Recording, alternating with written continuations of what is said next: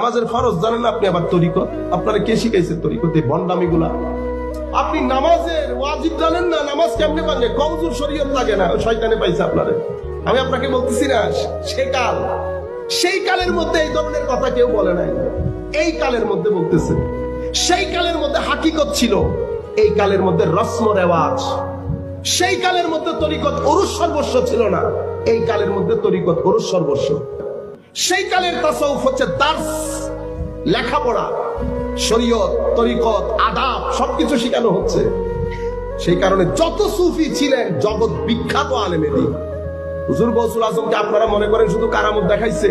হুজুর গৌসুল আজম সপ্তাহে 3 দিন 70,000 উলামায়ে কেরামকে 13টা বিষয় পড়াতেন। কি আলমি খিদমত! সমস্ত আউলিয়ায়ে কেরাম, সমস্ত আউলিয়ায়ে কেরাম জগৎ বিখ্যাত।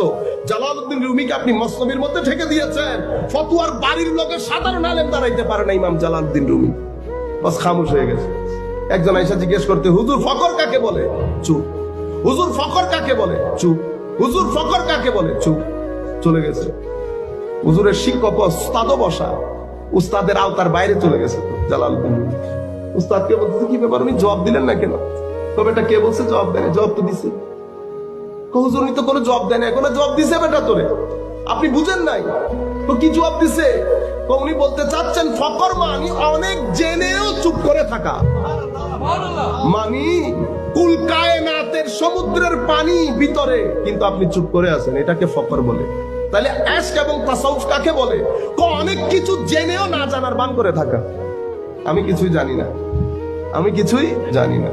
যখন আমি কিছুই জানি না বলবে, তো মনে রাখবেন এগুলা ফেরেশতা, মুকাররাবিন ফেরেশতার ফয়েজ প্রাপ্ত।